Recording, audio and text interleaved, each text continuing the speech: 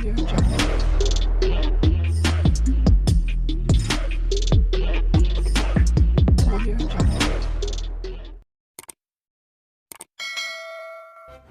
kasih karena memilih channel ini.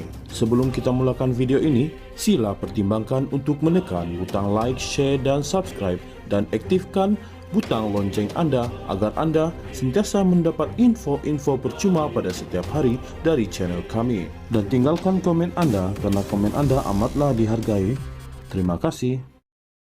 Seorang ahli parlimen PKR menggesa Kongres Ekonomi Bumi Putra 2024 KEB 2024 yang bakal diadakan untuk meneliti jika kedudukan istimewa Bumi Putra yang termaktub dalam perkara 153 Perlembagaan Persekutuan benar-benar memberi manfaat kepada golongan itu. Ahli Parlimen Pasir Gudang Hasan Abdul Karim juga mempersoalkan jika dasar afirmatif sebenarnya telah dirampas dan dimanipulasi segelintir golongan elit Bumi Putra. Adakah ia benar-benar telah menolong ekonomi Bumi Putra atau sebaliknya telah dirampas, dimanipulasi oleh segelintir kelas berkuasa elit Bumi Putra di Semenanjung dan di Sabah serta Sarawak untuk kayakan diri mereka sendiri, keluarga mereka, sahabat handai dan kapitalis-kapitalis kroni mereka sendiri. Soalnya dalam kenyataan semalam. Perkara 153 Perlembagaan Persekutuan menyatakan berkenaan tanggungjawab yang di Pertuan Agong untuk melindungi kedudukan istimewa orang Melayu serta kaum Bumi Putra di Sabah dan Sarawak, termasuk dalam soal kuota untuk pendidikan, beasiswa, kedudukan dalam perkhidmatan awam, serta permit dan lesen perniagaan. Pada masa sama, perkara itu turut menyatakan tanggungjawab yang di Pertuan Agong untuk menjaga kepentingan sah kaum-kaum lain. Kenyataan Hasan itu selepas Perdana Menteri Anwar Ibrahim berkata KEB 2024 akan bersifat lebih inklusif. Menurut Hasan, Kongres itu bukan saja perlu meneliti semula kedudukan istimewa Bumi Putra, tetapi turut melihat kembali dasar berasaskan kaum. Adakah sudah sampai masanya KEB yang bersifat inklusif menurut Anwar itu membincang dan merumuskan bahawa soal pembangunan ekonomi rakyat tidak wajar diselesaikan dengan dasar berasaskan kaum atau pembahagian belah bagi Bumi Putra atau bukan Bumi Putra, tetapi berasaskan pembahagian kelas kehidupan dan keperluan rakyat. Segelintir kelas atasan yang disebut sebagai golongan T10 misalnya, terdiri daripada semua kaum. Sesetengah mereka ini golongan terlampau kaya daripada golongan bilioner atau mahajutawan. Manakala golongan bawahan B60 adalah kelas bawahan yang juga terdiri daripada semua kaum. Jika dikaji tentang golongan miskin tegar, maka kita dapati di dalamnya ada bukan sahaja rakyat miskin Bumi Putra, tetapi juga ramai rakyat miskin India dan orang asli. Katanya lagi, justru dia berkata, KEB seharusnya memberi tumpuan kepada golongan B60, yaitu majoriti rakyat yang memerlukan bantuan dan sokongan ekonomi, jika Kongres itu benar-benar ingin bersifat inklusif. Katanya lagi, rakyat daripada pelbagai kaum dan agama memerlukan pekerjaan berpendapatan tinggi, kos sara hidup yang tidak menindas, perkhidmatan kesihatan yang baik, pendidikan yang bermutu serta jaringan keselamatan keuangan di hari tua.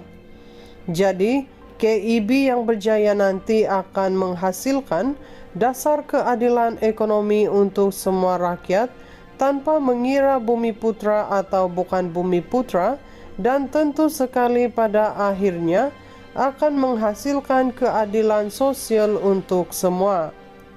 Keadilan ekonomi dan sosial merentas kaum akan mewujudkan kepercayaan dan keyakinan rakyat bahwa kerajaan sekarang yang dipanggil kerajaan perpaduan dan falsafah madaninya berada di landasan yang betul dalam mewujudkan satu bangsa Malaysia yang bersatu padu, katanya lagi. KIB 2024 dijadwal berlangsung mulai 29 Februari hingga 2 Mac ini. Terdahulu Anwar menyuarakan harapan agar kongres itu akan mendapat kerjasama dan sokongan masyarakat Cina dan India bagi membantu menangani masalah kemiskinan. Hasan mengalu-alukan matlamat keterangkuman itu, namun berharap ia tidak akan membincangkan hal-hal retorik, sebaliknya menyentuh perkara yang substantif demi kepentingan masyarakat bumi putra dan juga bukan bumi putra secara keseluruhan. Saya berharap KIB nanti menjadi Kongres Ekonomi Bumi Putra yang terakhir. Selepas itu kita masih boleh mengadakan Kongres Ekonomi, tetapi dengan jenama baru yang dipanggil Kongres Ekonomi Warga Malaysia. Adakah impian ini boleh dicapai? Katanya lagi. Seorang ahli parlimen PKR menggesa Kongres Ekonomi Bumi Putra 2024 KIB 2024 yang bakal diadakan untuk meneliti jika kedudukan istimewa Bumi Putra yang termaktub dalam perkara 153 Perlembagaan Persekutuan benar-benar memberi manfaat kepada golongan itu. Ahli Parlimen Pasir Gudang Hasan Abdul Karim juga mempersoalkan jika dasar afirmatif sebenarnya telah dirampas dan dimanipulasi segelintir golongan elit Bumi Putra. Adakah ia benar-benar telah menolong ekonomi Bumi Putra atau sebaliknya telah dirampas, dimanipulasi oleh segelintir kelas berkuasa elit Bumi Putra di Semenanjung dan di Sabah serta Sarawak untuk kayakan diri mereka sendiri, keluarga mereka, sahabat handai dan kapitalis-kapitalis kroni mereka sendiri. Soalnya dalam kenyataan semalam, perkara 153 Perlembagaan Persekutuan menyatakan berkenaan tanggung jawab yang di Pertuan Agong untuk melindungi kedudukan istimewa orang Melayu serta kaum Bumi Putra di Sabah dan Sarawak, termasuk dalam soal kuota untuk pendidikan, beasiswa, kedudukan dalam perkhidmatan awam, serta permit dan lesen perniagaan. Pada masa sama, perkara itu turut menyatakan tanggung jawab yang di Pertuan Agong untuk menjaga kepentingan sah kaum-kaum lain. Kenyataan Hasan itu selepas Perdana Menteri Anwar Ibrahim berkata KIB 2024 akan bersifat lebih inklusif. Menurut Hasan, kongres itu bukan saja perlu meneliti semula kedudukan istimewa Bumi Putra, tetapi turut melihat kembali dasar berasaskan kaum.